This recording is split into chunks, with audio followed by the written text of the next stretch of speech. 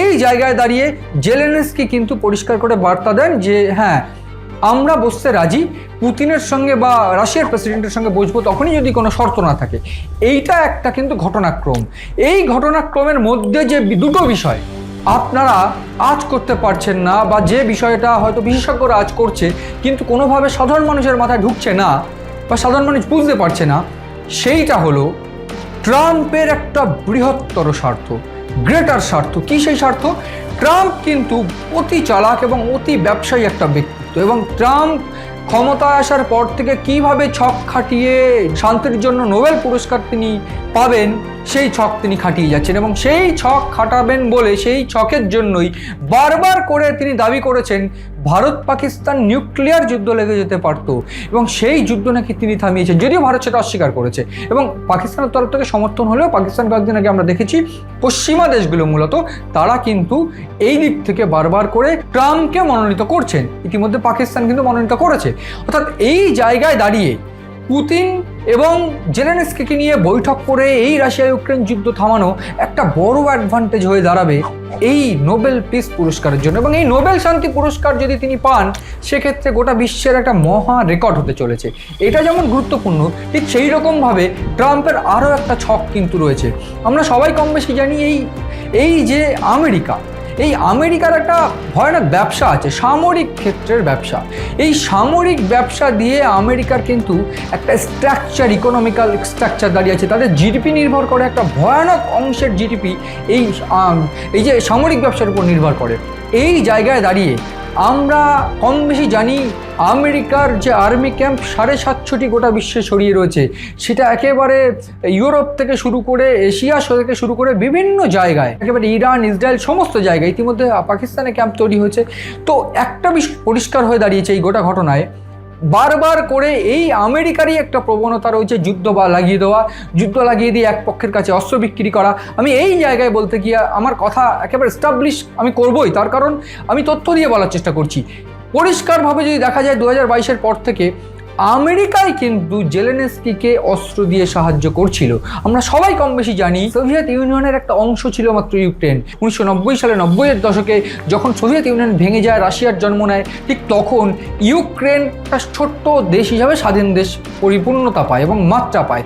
এই জায়গায় দাঁড়িয়ে রাশিয়া ইউক্রেনের মতো একটা ছোট্ট দেশের উপর হামলা করলে ইউক্রেনকে হাত তুলে সারেন্ডার করে দেওয়ার কথা, কিন্তু তবুও টানা 3 বছর যুদ্ধ চালিয়ে যাচ্ছে ইউক্রেন। কার ভরসায়? কে পিছনে ব্যাক সাপোর্ট দিচ্ছে? তথ্য উঠে এসেছিল রাশিয়ার এই হামলার পর আমেরিকা ব্যাক সাপোর্ট দিচ্ছিল, এবং এই জায়গায় আমেরিকা একটা ভয়ানক অংশের অস্ত্র বিক্রি করেছে ইউক্রেনকে। ঠিক এই জায়গায় এই তথ্যের যে ভিত্তি, সেই ভিত্তিকে আরও এস্টাবলিশ করছে জেলেনস্কির বার্তা। হোয়াইট হাউস থেকে বেরিয়ে জেলেনস্কি সাংবাদিকদের প্রশ্নের উত্তরে পরিষ্কার করে জানান ইউক্রেন $9,000 কোটি অস্ত্র কিনতে চলেছে, এবং সেই চুক্তি এই সপ্তাহেই কিন্তু শেষ হয়ে যাবে। সেই চুক্তি যদি শেষ হয়, একটা ভয়ানক অঙ্কের ব্যবসা আমেরিকা এই মিডল থেকে করে নিচ্ছে। এবং এক্ষেত্রে আমি বলতে চাইবো আমেরিকার এই যে দ্বৈত নীতি, দ্বৈত চাল, সেইটা ধরে ফেলা খুব মুশকিল, বা ধরে ওটা বুঝে ওটা খুব মুশকিল। আমরা সবাই জানি যে ইসরায়েল ইরানের যে যুদ্ধ, সেই যুদ্ধও কিন্তু ইরানের বিপক্ষে গিয়ে ইসরায়েলকে একটা অস্ত্র ব্যবসা বা ইসরায়েলের সঙ্গে বিভিন্ন যন্ত্রাংশ ব্যবসা তারা চালিয়েছে। ফলে একটা বিষয় কিন্তু ভীষণ স্পষ্ট যে ব্যবসা করতে গিয়ে কাকে ধরতে হবে, কাকে চাপিয়ে দিতে হবে, কাকে আবার তাকে পিছন থেকে ব্যাক সাপোর্ট দিতে হবে অস্ত্রের ব্যবসা দিয়ে, সেটা আমেরিকা খুব ভালো বোঝে। এবং ট্রাম্প সেই ব্যবসাটা আরও এক ধাপ, একটা এক্সট্রিম লেভেলে নিয়ে গেছে। এবং যে ব্যবসার উদাহরণ আমেরিকা এই মুহূর্তে পাকিস্তানের সঙ্গে করতে চলেছে। তথ্য বলছে আমেরিকা শুধুমাত্র পাকিস্তানের তেলের সমৃদ্ধকরণে নয়, বিভিন্ন ক্ষেত্রে অস্ত্রের ব্যবসাও তারা করতে চলেছে। এবং যেটা ভারতের সঙ্গে হচ্ছিল সেই ব্যবসা কিন্তু এবার পাকিস্তানের সঙ্গে হবে। অর্থাৎ ভারত পাকিস্তানকে অস্ত্র বিক্রি করবে, তারা লড়বে, আবার তারা শান্তির জন্য তিনি শান্তির চেষ্টা করাবেন, করে নোবেলটাও নেবেন, ওদিক থেকে ঘুরপথে ব্যবসাটাও হয়ে যাবে। ফলে এইটা যে একটা ভয়ানক চাল, সেইটা কিন্তু এই যে রাশিয়া ইউক্রেন যুদ্ধ, তাদেরকে একদিকে থামানোর চেষ্টা, অন্যদিকে অস্ত্র বিক্রির চেষ্টা। আরে এইখানে তো প্রশ্নটা স্বাভাবিক যে যদি যুদ্ধ শান্তির চেষ্টা করা হয় বা শান্তি প্রতিষ্ঠার চেষ্টা করা হয়, তাহলে কেন ইউক্রেনকে তিনি অস্ত্র বিক্রি করবেন? কেন? যদি শান্তি থাকে তাহলে অস্ত্র বিক্রি করার প্রয়োজন নেই।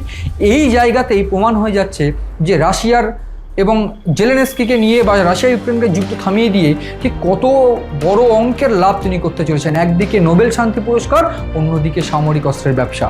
দুটো ক্ষেত্রেই মানে একেবারে উভয় ক্ষেত্রেই লাভ আমেরিকারই।